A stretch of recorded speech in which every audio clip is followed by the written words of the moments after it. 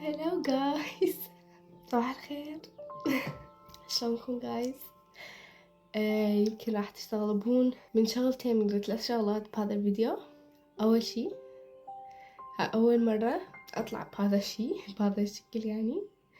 الشغلة الثانية انه لا اربطوا بالعرض. ما ادري راح اسوي انه شورت لو اسوي فيديو طويل، ما اعرف. وضاود ما موجود جايز. ما ادري راح تستغربون من الكلام اللي ممكن راح اقوله، بس ما ادري حسيت انه اريد افضفض، فما لقيت بس انتو واني امون عليكم. مثل ما تشوفون انه اني مريضة، من صوتي مبين.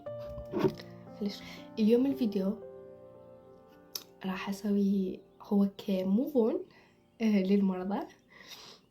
راح اسوي وياكم سكين كير لان بشرتي شوية تعبانة، مو شوية، هواية تعبانة، كلش تعبانة. طبعا شوي حاطة اني فلتر هنا حتى شوية تتقبلون جربتي حتى نموفون من المرض، وراح نحكي شوية ندردش. كلش مشتاقة لكم جايز، كلش مشتاقة لكم. يلا خلينا نبدأ الفيديو.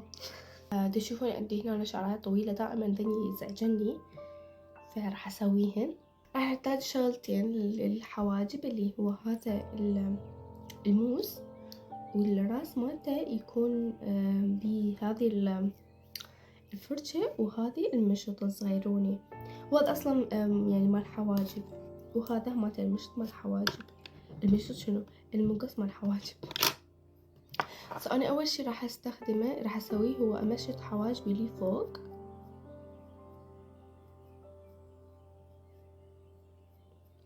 السبب اللي اني خلاني اصور هذا الفيديو جايز، هاي اول مرة بحياتي اتمرض هيج مرضى قوية.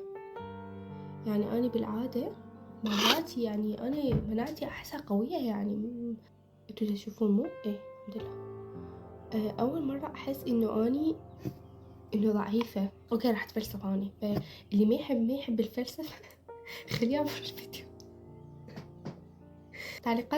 بس التعليقات الإيجابية يكتبون جوا. نفسيتي ما تتحمل التعليقات السلبية حاليا. المهم، أول مرة أحمد رب العالمين على المرض. وقعدت تخيلت إنه مثلا لو أني ما عندي فراش إنه أنام عليه دافي، أو مثلا ما عندي القدرة المادية إنه أني أشتري الدول العلاج مالتي. هاي الموضوع كلش حساس بالنسبة لي. خلتني أفكر بالأطفال اللي يعني اللي يتأذون بالحرب بغزة. يعني تخيلوا انه طفل هو ما يتحمل كل شيء، وقاعد يتحمل ألم الكبار ما يتحملوه.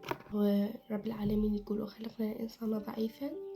فعلا ترى المرض والله العظيم نعمة، يعني أني مدى أبالغ، بس أنا حاليا حاسة بنعمة، والحمد لله والشكر إنه واحد من يتمرض يحس بالنعم اللي كانت عنده، ويحس بالنعم اللي هسه عنده. جايز انتو متخيلين انه اني كنت اصور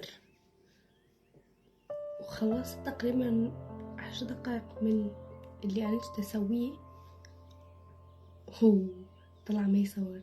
حطيت مرطب، كلش هواية حطيت مرطب، يعني انه على كامل بشرتي. صراحة خلصت هاي الجهة، بقى هاي الجهة اللي هي ما احبها، فراح اسويها وياكم. ما ادري، احس الفيديوهات مالت سوالف البنات تكون قريبة على القلب.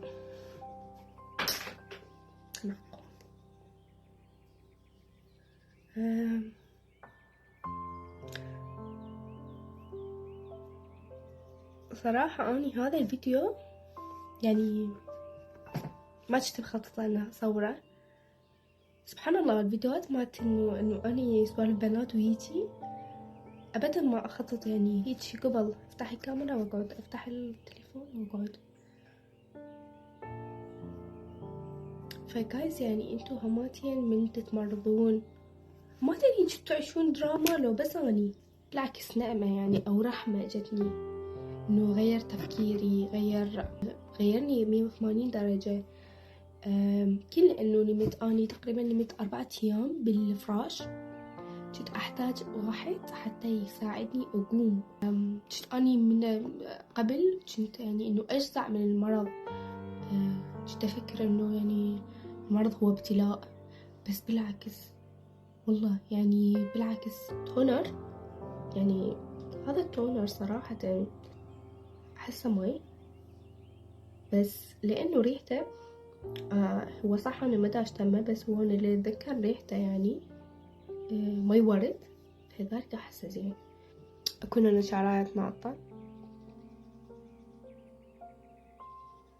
بس شغلة واحدة اللي هي حواجبي من جوا، نستخدم شو اسمه الخاص مالت الحواجب مدايرة راح استخدمه يعني.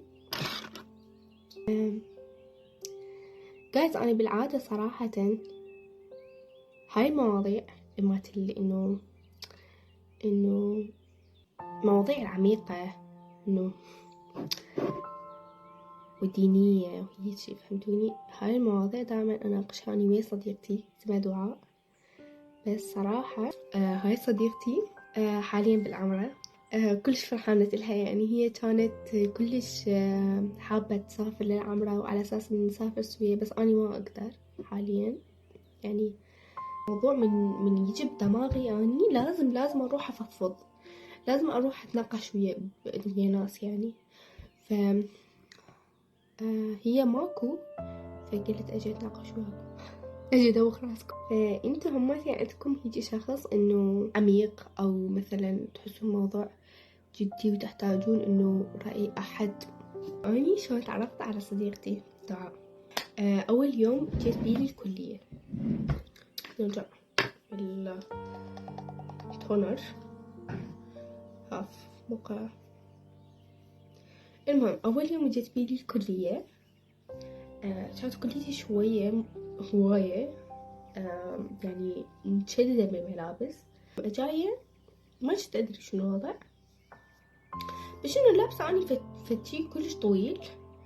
المهم لابسة فتشي كلش عادي، وإنه بأي مكان ممكن ينقبل، فما كنت أدري شنو صار. المهم فبعدين أول ما طبيت كانت قالت لي مفتشة انتي ما تدخلين. قلتها يعني أني لابسة هيج وهيج شلون ما تدخلني؟ وأني شنو أني ما كنت أدري شنو هذا الفتشي كان كلش ممنوع عندهم. وأني دا أقولهم إنه يعني أني لابسة هذا الشي شلون ما يدخلوني انتو؟ كنت لابسة بوليرة كلش طويلة، فالظاهر إنه البوليرة كلش طويلة ما تفيد، ما تنفع، لازم أنت تلبسين فتشي كلش طويل يعني فستان فوق البنطلون، يا الله يدخلوك. فاي مني ضحكت يعني، قالت يا فاي يعني شلون هي كانت يمكن مرحلة رابعة، أنا كنت مرحلة أولى. كنت بعدني قلت لكم تو طابة الكلية، قعدت قسم داخلي يعني، لأنه قلت لكم اللي شو اسمه الكلية مالتي كانت مو بمحافظة. هاي البنية يعني وياي بنفس القسم الداخلي، يعني أخذت غرفة وحدي. إنه هاي الغرفة هي كانت مخزن، بس أني خليتها يعني القسم الداخلي سوي لي إياها غرفة. صدمت هذا المرطب روعة.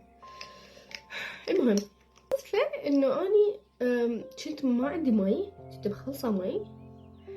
فالبنات وياي قلت لهن إنه أني أريد مي وهيجي.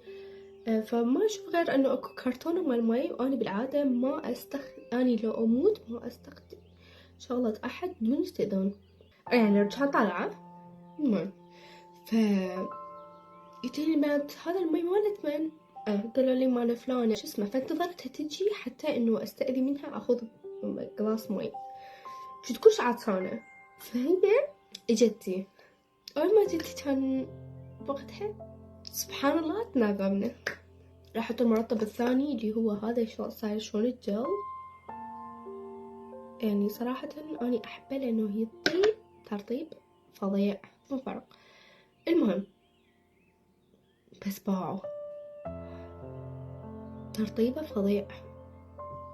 المهم ومن ذاك اليوم لليوم احنا صديقات. وصراحة احمد رب العالمين انه اني رحت لهذا القسم وتعرفت على مو بس هي هواية بنات كلش احبهن هناك، يعني تعرفت عليهن كيات باعوا كلش احبه، كلش احبه وراح اخلصه بصراحة. ما اني اشتريته من العراق.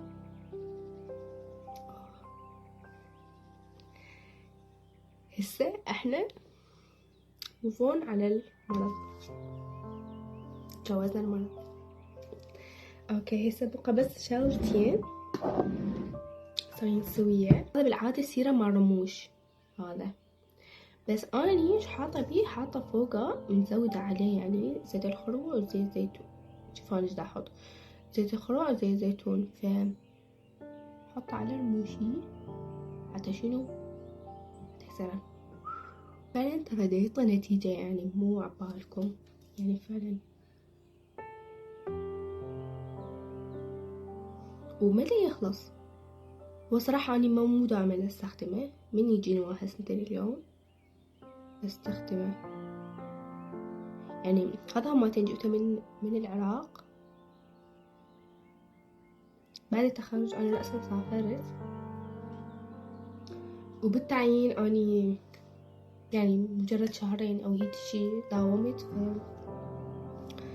المهم حذروا من حكي، احذروا انه اني شنو تخصصي. هنا كتبولي جواب التعليقات اني برأيكم اني شنو تخصصي. جايز هذا المرطب هيجي شكله يكون، وبنصه دويرة. واو بنصه دويرة. هذا ينوكل. اول شي اني استخدمه كحمرة يعني مو مرطب. اني بالعادة شفت بيها اللون اني، بس مرات استخدم بس تحديد وهو هذا ارطب بيه، ومرات حتى ما استخدم التحديد وبس مجرد انه احطه. باع شلون ترونه بس باعوا. وترطيبه حرفيا من الصبح لليل. طبعا مرض واحد 100 مرض. شفت شو يصير. استخدم كريم تحت العين بفيتامين سي. مثل ما قلت لكم هذا ابد مو اعلان لاي منتج اني دا استخدمه. انا دا استخدمه هني مجرد منتجات اني دا استخدمه. باو شوفوا انا راح اراويكم من يا جهه انتوا اختاروا. راح اراويكم فرق، كلش فرق حلو يعني. احنا دائما هسه استخدمنا هاي الجهه فراح نسوي هاي. بس باو شلون راح يعطي فرق تحت العين.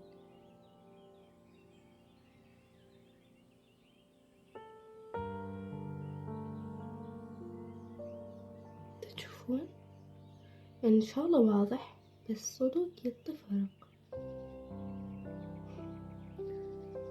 هنا دائما تحت العين تستخدمون هذا الاصبع لانه هذا ما يضغط.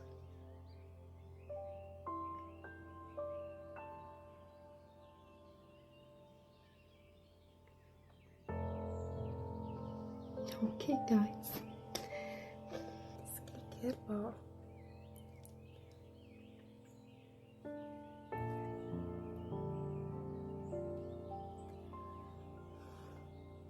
ولهنا خلصنا الفيديو. اتمنى تكونوا استمتعتوا وياي، واذا حبيتوا هيك نوع من فيديوهات بليز كتبولي بالتعليقات. واتمنى ما حسيتوا اني دراما كوين. احبكم كلش هواية. اشوفكم بالفيديو الجاي. باي باي.